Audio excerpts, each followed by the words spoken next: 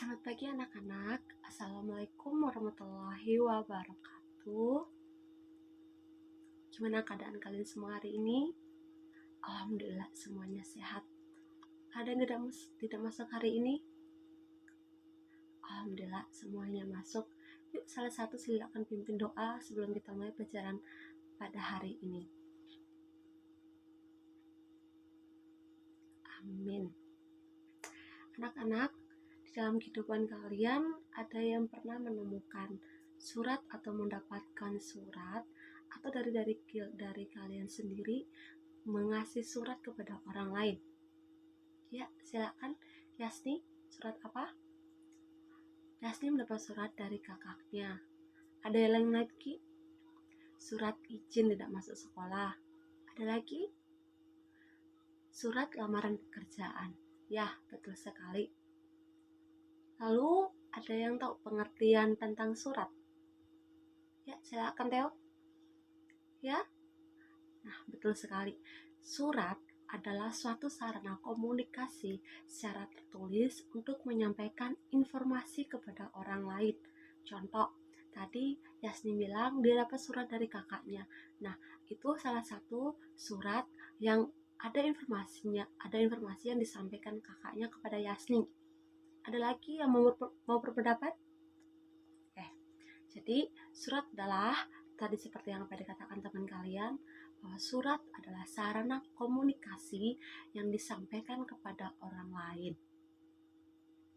Yang di dalam surat itu adalah ada informasi-informasi penting yang akan disampaikan kepada penerima. Lalu ada yang tahu tujuan menulis surat atau tujuan surat adalah? Ada yang tahu sebelum Ibu menjelaskan? Menyampaikan informasi, ya betul. Ada lagi?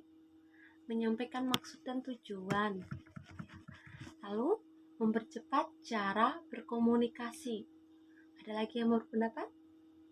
Menghemat waktu, biaya maupun tenaga. Ya. Lalu ada yang tahu fungsi-fungsi surat? Kira-kira fungsi surat itu apa ya? Ada yang tahu? Sebagai alat penghubung secara tertulis. Lalu sebagai bukti hitam di atas putih yang mempunyai kekuatan hukum. Lalu ada lagi sebagai media komunikasi. Betul. Nah, fungsi surat itu banyak sekali anak-anak. Ada yang menyampaikan informasi, ada sebagai penghubung antar satu orang dengan orang lain, atau bisa sejauh dari fungsi surat menghubungkan satu instansi dengan instansi lain, atau menghubungkan dari satu instansi dengan orang lain atau satu pribadi. Jadi fungsi surat itu banyak sekali anak-anak. Lalu tadi teman-teman kalian sebut ada surat lamaran kerja, ada surat izin tidak masuk sekolah, ada surat yang diterima dari kakak. Lalu kira-kira surat-surat seperti itu masuk ke dalam jenis-jenis surat apa ya anak-anak? Ya, ada yang tahu? Ya, ada surat pribadi, lalu ada surat dinas, ada surat swasta, ya betul, ada surat niaga, ada lagi ada surat dari pemerintah.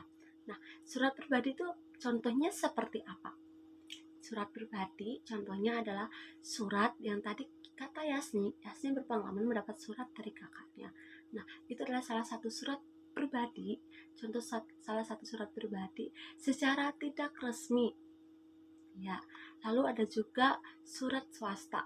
Surat swasta itu yang dikirimkan oleh para karyawan untuk relasinya yang lain. Itu contoh seperti orang-orang yang kerja di pabrik, seperti itu. Lalu ada surat niaga. Surat niaga itu seperti berisi perdagangan atau persetujuan antara pihak satu dengan pihak lain mengenai perdagangan atau hal-hal yang berkaitan dengan surat niaga. Lalu ada juga surat dinas pemerintah. Ya, sepertinya kita tahu ya bahwa surat dinas pemerintah kita bisa memperolehnya dari pemerintah di desa ataupun dari lurah maupun dari kecamatan yang dikirimkan oleh kantor pos ataupun dari pihak yang berkaitan dengan yang lainnya. Seperti itu ya anak-anak ya. Lalu ada yang tahu wujud surat itu seperti apa aja ya anak-anak? Siapa yang pernah tahu? Menggunakan kartu pos. Betul sekali. Ada lagi yang mau berpendapat? Warkat pos, ya. Surat bersampul, surat terbuka dan tertutup, ya. Telegram atau surat biasa, ya. Betul sekali anak-anak ya. Lalu berdasarkan aliran surat itu dibagi ada 2 macam. Yang pertama adalah surat masuk. Surat masuk itu adalah surat yang kita terima dari orang lain kepada diri kita sendiri. Contoh yang tadi Yasni bilang, Yasni terima surat dari kakaknya, itu termasuk surat masuk. Lalu ada juga aliran surat yang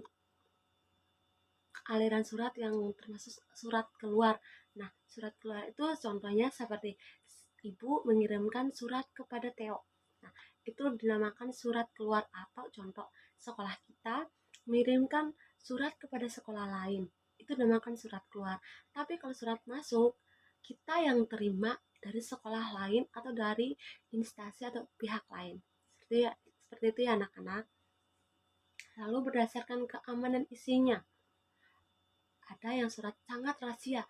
Surat sangat itu surat yang tidak boleh orang lain tahu, yang tahu hanya orang yang bersangkutan saja. Lalu surat rahasia itu surat yang boleh diketahui oleh orang banyak, namun itu tidak semua orang bisa tahu, hanya orang-orang yang terpenting saja. Seperti itu ya anak-anak. Lalu ada juga surat konfidensial. Nah, itu juga termasuk surat rahasia juga, karena isinya tidak boleh diketahui oleh orang lain, hanya diketahui oleh pejabat atau yang bersangkutan saja. Seperti itu. Lalu berdasarkan proses penyelesaiannya, itu surat sangat segera atau surat kilat. Ada juga surat segera, surat biasa. Seperti itu anak-anak. Ada yang ingin bertanya? Tidak ada. Baik, kalau jika tidak ada tugas buat kalian untuk minggu depan. Minggu depan, kalian silakan tulis surat lamaran. Minggu depan dikumpulkan sebelum ibu masuk ke kelas ya, anak-anak. Dikumpulkan di meja. Minggu depan ibu akan cek surat kalian.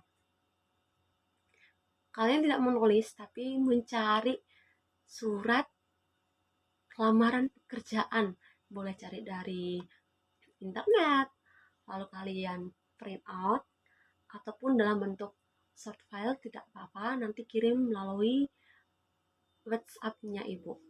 Seperti itu ya anak-anak ya. Karena time-nya sudah selesai, jam pelajaran kita hari ini sudah selesai, ibu akhiri pelajaran kita pada hari ini. Tetap jaga kesehatan, tetap semangat. Selamat pagi.